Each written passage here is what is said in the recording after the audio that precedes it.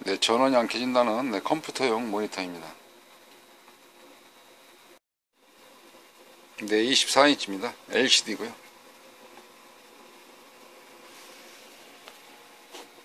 네, 그럼 내부를 살펴보도록 하겠습니다.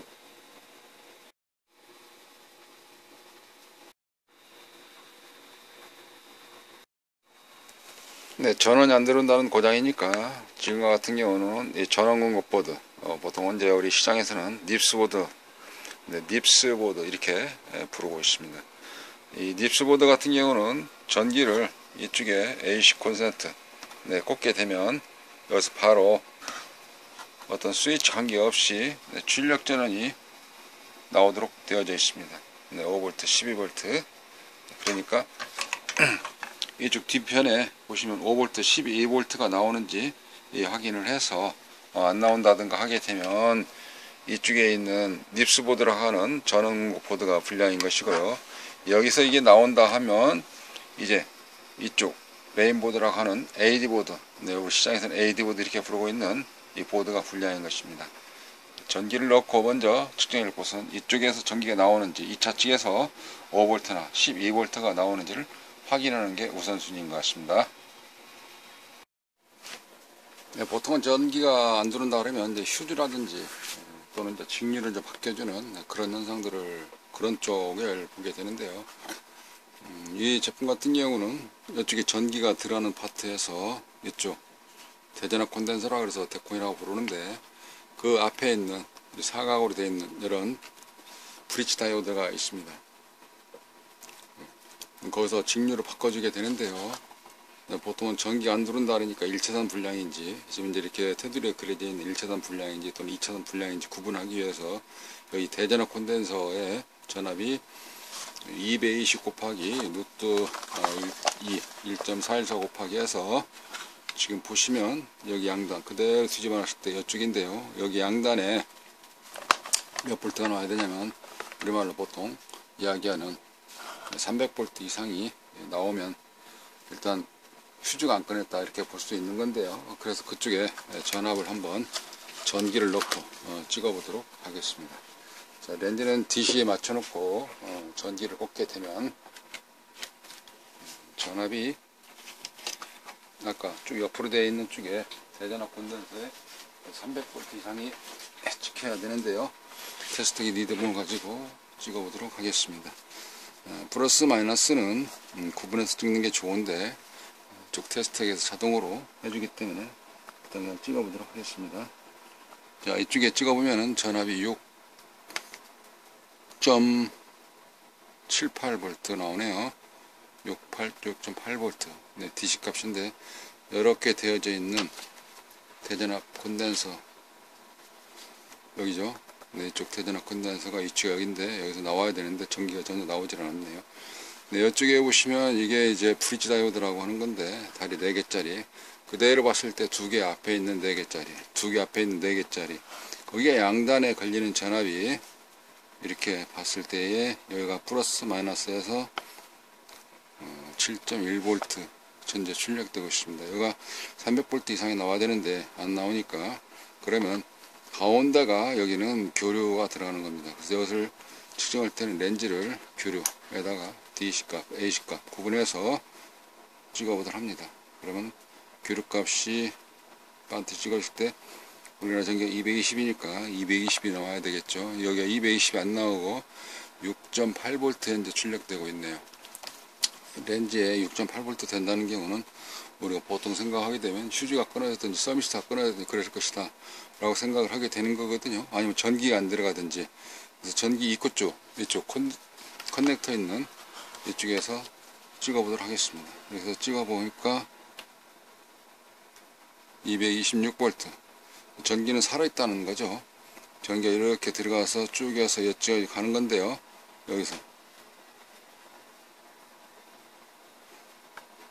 이 선이죠. 이게 여기서 찍었을 때 226V 건너와서 여기서 쭉 건너가서 여기가 휴즈인데요. 휴즈를 건너와야 되는데 휴즈를 건너오니까 미리볼트로 바뀌면서 68mV로 바뀌네요. 그럼 휴즈가 끊어졌어야 되겠죠. 여기가 휴즈를 하면은 전면에서 봤을 때 여기 실리콘 휴즈, 네, 사기 휴즈 되어져 있는 휴즈가 있지 않습니까? 여기 원통형 휴즈가 있는데, 원통형 휴즈, 여기서 여기까지 원통형 휴즈죠. 원통형 휴즈가 끊어졌기 때문에 전압이 안 나오는 것이다. 우리는 쉽게 판단할 수가 있어요. 그래서 한쪽에 여기 해당되어져 있는 여기 하나고, 여기에 찍었을 때는 AC 교류값이 220 나오고, 네, 여기서 여기까지는 나와야 되는데 쭉 찍어 보니까 여기서 안 나오네요. 똑같은 철사인데, 여기서 패턴이라고 그러죠, 동선. 근데 여기서 휴즈 넘어가기 이전에, 밑 바탕으로 해서 휴즈를 이렇게 건너가기 이전부터 나오질 않네요. 그러니까 여기서 나오던 전압이 그대로 따라가서 건너가야 되는데, 그러니까 여기서 여 사이에 문제가 있다는 것이죠. 조금 더 확대를 해서 살펴보니까, 네, 카메라를 제가 들고 좀 이동해서 살펴보면은 좀 흔들립니다. 양해를 부탁드리면서, 자, 그 부위를 살펴보도록 하겠습니다. 확대를 해서 살펴보니까 나가는 선이 약간 좀 끊어졌습니다. 보시는 바와 같이 도다리가, 제가 좀 잠시만요. 손으로 하면 조금 모양새가 감전될까 위험도 하고 해서 여기 들어가는 패턴을 쭉 해서 따라가서 보니까 중간에 있죠, 이 자리에 끊어졌네요. 그래서 여기서 전압이 나와서 밑에서 휴즈가 건너와서 이렇게 와야 되는데, 휴즈를 건너가기 이전부터 여기서 전기가 넘어오지 않으니까, 여기서는 그대로 전기가 넘어오는데, 이쪽에서 넘어오는데 그 자리를 건너가지 못하니까 패턴상에서 끊어졌네요. 그래서 한쪽에 반파에 해당되어 있는 파형이 사인파니까, 이렇게 해서 사인파, 반파에 해당되어 있는 그 값이 일부 넘어와서 그 값이 여기에 측정되는 그런 값들이 포함되어 있던 거고요. 네, 여기만 잘 이으면, 네, 여기는 일단 문제가 되지 않을까라고 생각이 되어집니다. 물론 그 다음 단에 어떤 원인에 의해서 끊어졌는지 한 번 더 생각을 해봐야 되겠습니다만은, 일단은 입구에서부터가 안 들어가는, 네, 그런 누수 현상이 생겨져 있습니다. 완전히 단선된 거죠. 끊어진 겁니다. 저를 페인트를 좀 벗겨내고 저는 있도록 할게요.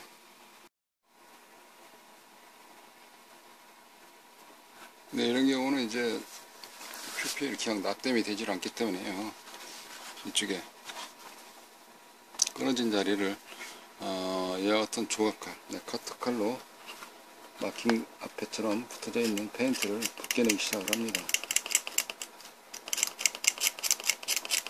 그냥은 납땜이 되질 않기 때문에 이 페인트를 벗겨내서 기본 쿨이 해당되어 있는 그 자체가 좀 나올 수 있도록,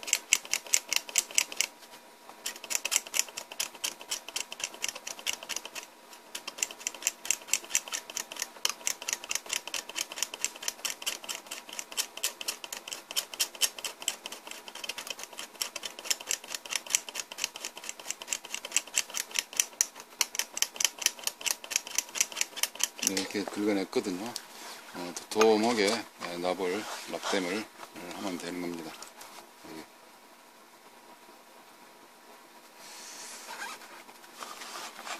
이때 그냥 납이 잘 붙지를 않기 때문에, 네, 보통은 이제 패스트 이런 거,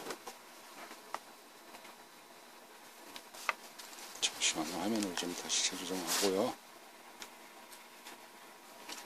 이런 그 패스트를 사용한다든지,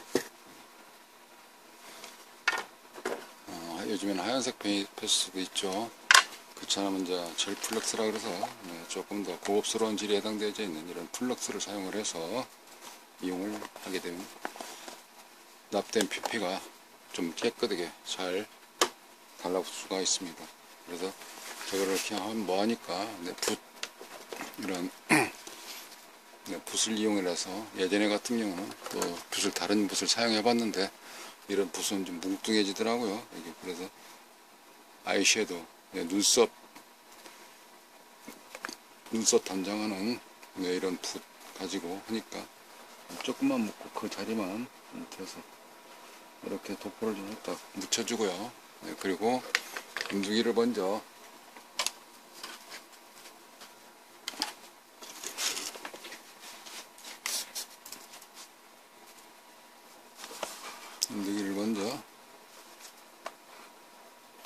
밑판에 있는 패턴에다가 열을 가할 수 있도록 하고, 그리고 나서 이렇게 도톰하게 해주면, 근데 이게 막상 보니까 납땜을 하기 시작하니까 좀 다시 확대를 해볼게요. 이게 좀 벌어지네요. 그러면서 한강다리처럼 강 건너 바라봐야 될 입장으로 바뀌게 되네요. 이 자리가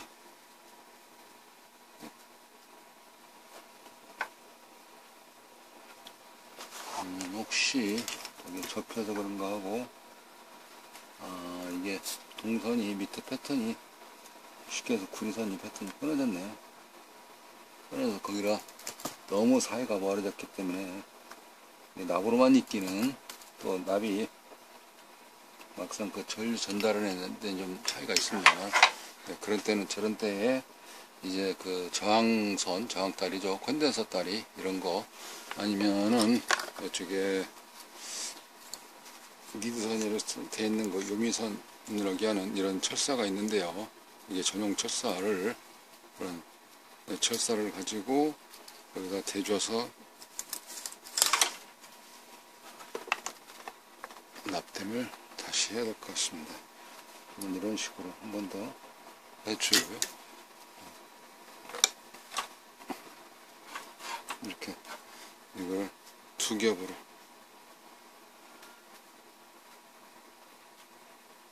이런 식으로 해서 이렇게 대주면은 좋을 것 같아.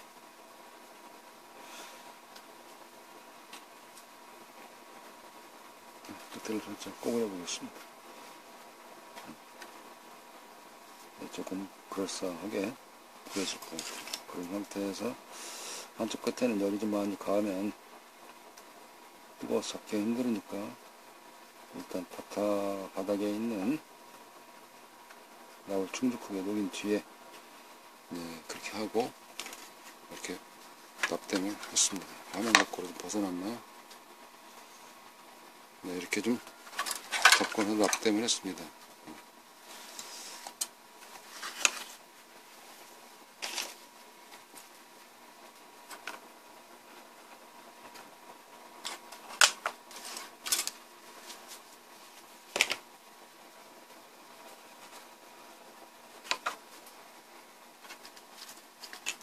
아까 납이 해도 됩니다만 이제 산화됐으니까 조금씩 산화돼 가고 있으니까 세납을 한 번 더 이런 식으로 세납을 한 번 더 여기 납땜을 해주게 되면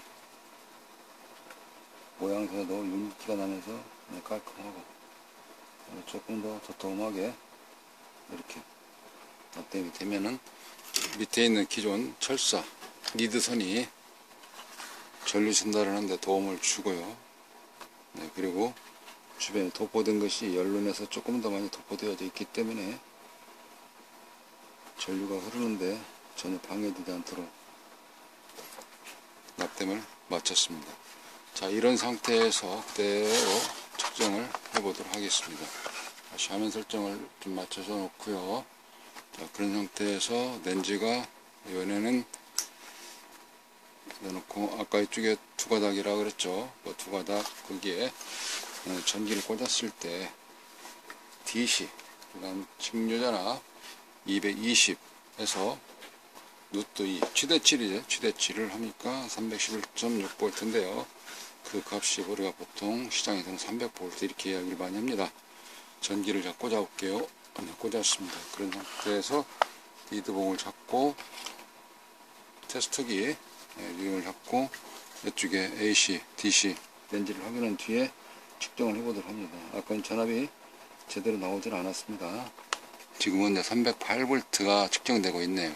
네, 그러니까 여기로 인해서 기류가 제대로 흘리지 못해서 여기까지 전달이 안 되니까 그 값을 직류로 바꾸지 못하다 보니까 안 들어오니까 못하다 보니까 여기에 있는 DC값이 나오질 않았습니다. 그러면 이쪽에 있는 선들이 케이블이 연적 이쪽에 밑으로 해서 보드로 가는 건데요.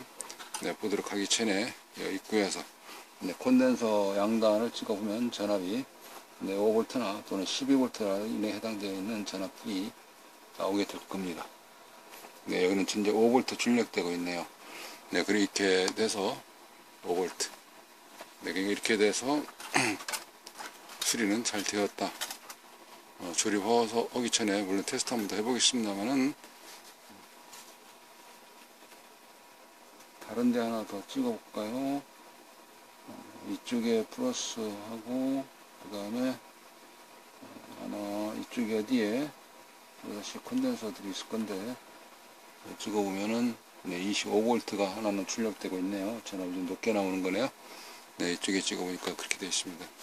그러니까 전압이 전혀 2차 측에 출력이 안 됐었는데, 결론은 패턴이 끊어져서 그랬다 라는 게 이번 수리의 컨셉이었나 보네요.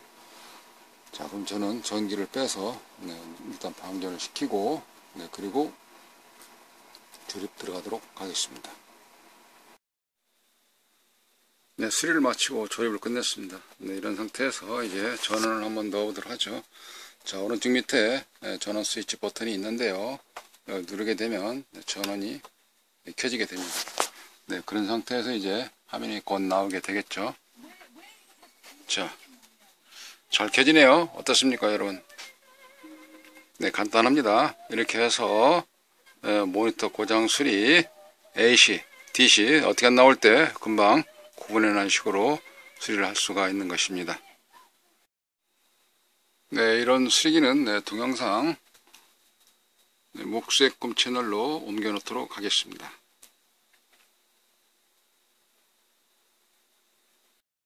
네, 또한 블로그와 달리 양방향 소통할 수 있는 카페가 있는데요. 이쪽 IT전자 서비스에서 서로가 소통하면서 좋은 이웃도 사귀면서 동료와 같이 의지하며 서로가 좋은 교류를 할 수 있는 양방향 소통 카페가 있으니까 나름대로 역할을 가지고 자기 활동 역량에 따라서 자기 몫을 챙긴다 생각하시면 좋은 이웃도 많이 만나실 수가 있을 것입니다. 한번 껐다가 켜보기로 하죠. 자, 한번 꺼보도록 하겠습니다. 스위치 껐죠. 꺼진 상태, 리셋 초기화된 상태에서 다시 스위치를 켜게 되면 전원이 켜지면서 이제 화면이 부팅되게 됨을 알 수가 있는 것입니다. 네, 이상으로 모니터 수리기 포스팅을 모두 마치도록 하겠습니다. 감사합니다. 네, 홍보용에 또 내용상으로 좋은 컨텐츠도 많이 있으니까 나름대로 좋아요, 구독하기로 서로에게 조금이라도 도움이 되기를 바라겠습니다. 감사합니다.